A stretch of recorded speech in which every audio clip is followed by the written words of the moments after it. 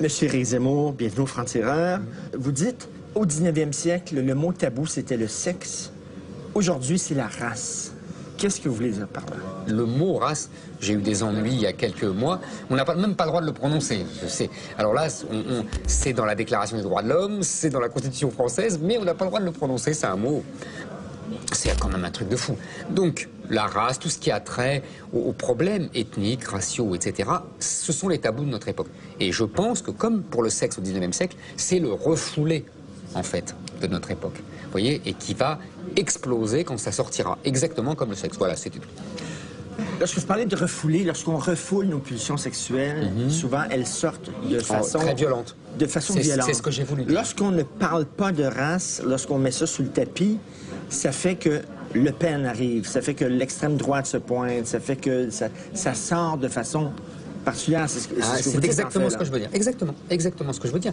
Faudrait une politique qui, bien sûr, intégrerait le rééquilibrage du nombre des étrangers dans notre pays, le contrôle sévère de nos frontières, l'expulsion impitoyable des clandestins, des délinquants. Il n'y a pas un danger de stigmatiser les Arabes en particulier. C'est comme si vous disiez les autres peuples peuvent s'intégrer à la France. Eux causent problème. C'est vrai que des peuples différents ont des héros différents. Et ça change tout. C'est notre problème aujourd'hui. On me reproche beaucoup d'insister sur cette histoire de prénom.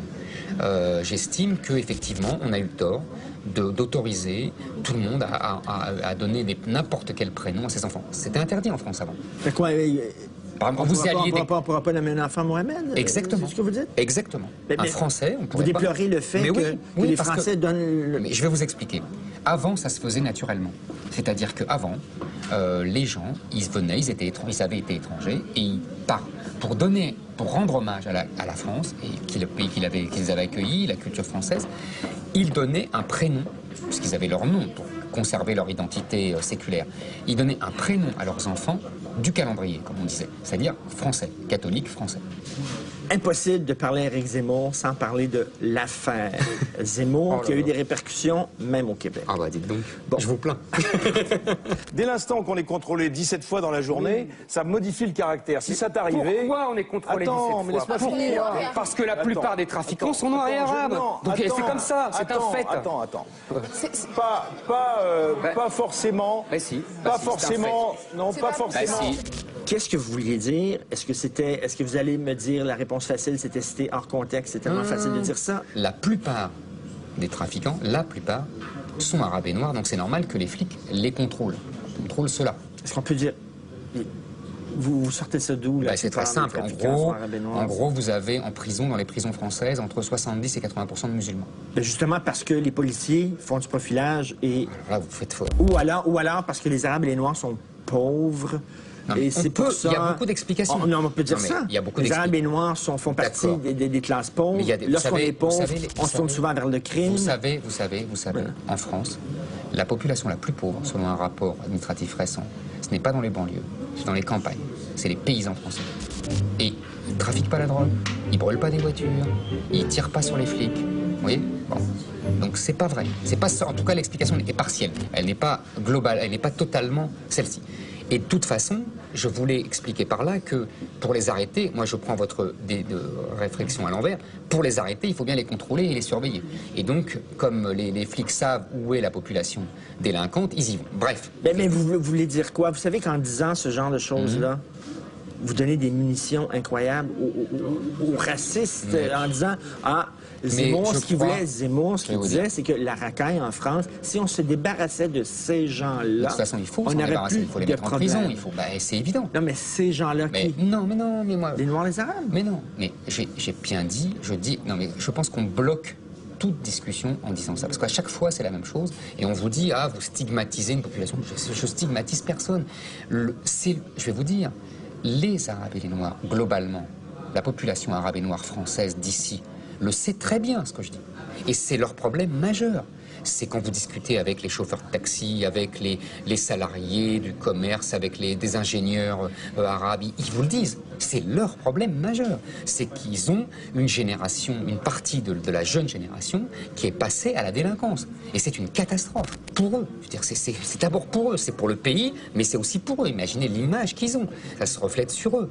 Et ils le savent très bien. Tout le monde le sait, mais toute la France le sait, ce que je dis. J'ai jamais compris la violence de cette polémique. Moi, je pense qu'on a cherché un prétexte pour essayer d'avoir ma peau. Mais il y a les jeunes Français blancs, Français de souche qui sont aussi délinquants. Il n'y en a pas beaucoup. Pourquoi? Trafiquants de drogue, il n'y en a pas beaucoup. Il n'y en a pas beaucoup. C'est vrai, c'est un fait. Après la pause, on continue cette entrevue avec Éric Zemmour.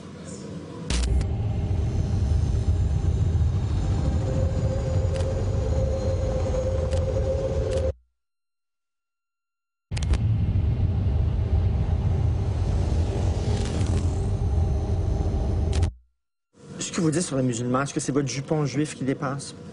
Oh, c'est joli comme expression, je ne connaissais pas. C'est une expression québécoise? Oui. Je m'en fous. En fait, je vais vous dire, je ne me positionne pas et je ne réfléchis pas par rapport à Israël, les États-Unis, le monde arabe, etc. Oui, c'est pas mon problème. Mon problème, c'est la France. Voilà. Qu'est-ce que vous préconisez? Fermer les portes, choisir les immigrants selon tel groupe s'assimile mieux que tel autre? Ce que je dis, c'est que l'islam doit s'adapter, doit devenir français, comme les autres religions l'ont fait. Un bon français, c'est quoi? C'est le camembert, c'est le béret, c'est connaître Molière? Oui, c'est ça. Oui. C'est ça, c'est un bon français. Ça, c'est un français. Ben, c'est un français, un bon français, c'est un français, qui aime la culture française. Non, quand je vous disais qu'il doit devenir français, ça c'est pour la religion, c'est-à-dire devenir dans le privé, rentrer dans le privé. Ne plus prier dans la rue, comme ça se passe dans le 18e, même s'ils sont trop nombreux. Ils vont ailleurs, ils vont dans d'autres mosquées. De toute façon, ils peuvent prier à domicile, comme les musulmans, comme les juifs. Ne pas voiler ses femmes dans la rue. Vous voyez, des choses comme ça. Ne pas occuper la rue avec la religion. C'est ça, être français. Donc là, il faut choisir. Il y a des gens qui ne supporteraient pas. Je comprendrais. Je comprends, sincèrement. Je le comprends. Mais dans ce cas-là, il faut qu'ils aillent dans d'autres pays où la religion musulmane est pratiquée comme d'habitude. La France, c'est pas possible. C'est ça qu'il faudra expliquer. Mais nos gouvernants, eux-mêmes, ils ont été tourmentés et bouleversés par l'idéologie dominante, bien pensante, communautariste, vous voyez, multiculturaliste des 30 dernières années, qui nous vient du Québec d'ailleurs, avec toutes vos histoires. Non mais c'est vrai, toutes vos bêtises des arrangements, des accommodements raisonnables. Tout ça, ça vient de chez vous. C'est des bêtises? Mais oui, pour moi c'est une catastrophe. Parce que pour moi, vous avez donné les outils conceptuels qui ont été utilisés par l'Union européenne pour imposer le régime communautariste dans toute l'Europe. Concepts sémantiques viennent de chez vous. Qui facilitent les gens à rester dans leur ghetto. Vous avez chacun dans son coin, chacun dans sa tribu, chacun dans... Vous avez bien résumé. Et je pense que c'est le mal du siècle parce que ça va réveiller, pour un pays comme la France, que je connais bien, notre tradition de guerre de religion et de guerre civile. Voilà.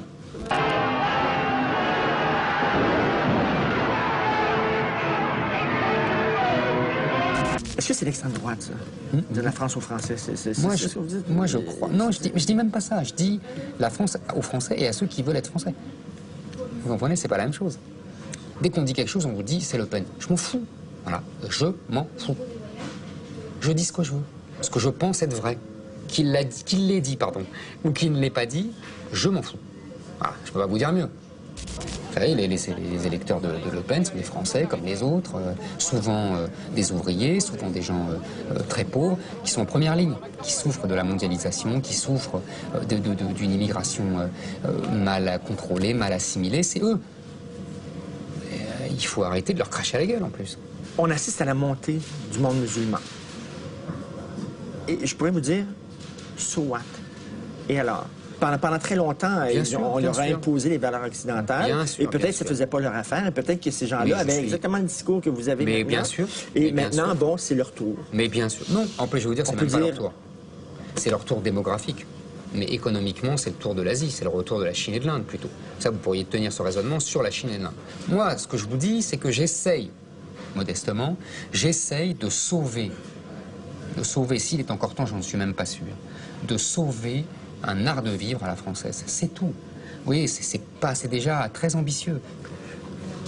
La gauche, en général, est très près du mouvement écologiste. Les écolos disent qu'il faut protéger certaines espèces animales qui sont en voie de disparition. Il faut protéger la grenouille zébrée, il faut protéger tel truc, il faut protéger tel truc. Est-ce qu'il y a des cultures qu'il faut protéger aussi? Il faut protéger la culture française parce qu'elle est menacée. Il faut protéger la culture italienne parce qu'elle est menacée par l'immigration. Est-ce que... Vous savez, je ne sais pas comment vous dire, on peut le prendre par l'ironie, vous avez raison. En même temps, moi je trouve triste la déliquescence de la culture française. Pour moi, c'est quelque chose d'admirable. Et la culture italienne aussi, évidemment, parce qu'ils sont tellement proches. Pour moi, c'est quelque chose d'admirable. C'est ce qui m'a permis de mieux vivre. Moi, vous savez, franchement, depuis mon adolescence, me plonger dans des œuvres de la littérature française, ça m'a donné un bonheur inouï. Je souhaite à tout le monde, français ou étranger devenu français, d'avoir ce plaisir-là et ce bonheur-là. Et ça crée un mode de vie, que je trouve admirable. J'essaye de sauvegarder ça. La culture arabe est une grande culture. Mais c'est ce que j'ai dit. Je suis tout à fait d'accord. Mais c'est une grande culture, vous avez tout à fait raison. Qui apporte des choses à la France mais aussi. Qui a apporté je ne sais pas aujourd'hui, parce que même les jeunes arabes d'aujourd'hui n'ont pas une culture arabe très développée. Ils parlent en général très mal la langue arabe, ils ne connaissent pas bien le Coran, vous voyez ce que je veux dire, ils ne connaissent pas bien la poésie arabe qui est magnifique, mais mes ancêtres connaissaient mieux. Donc vous avez raison, c'est une grande et magnifique culture. Mais j'essaye simplement, moi, de sauvegarder, de défendre, je vous dis, une culture, un art de vivre qui a fait notre bonheur pendant des siècles, c'est tout. Et qui est menacé ou c'est fini? Et qui sont menacés. C'est terminé, selon vous? Il y a trop tard, c'est terminé? Mon tempérament pessimiste me pousse à dire ça. Vos ennemis vous associez à l'extrême droite. Vous dites, je m'en fous, moi. Moi, si on m'associait à l'extrême droite raciste et tout ça, j'en dormirais pas. J'en dormirais pas.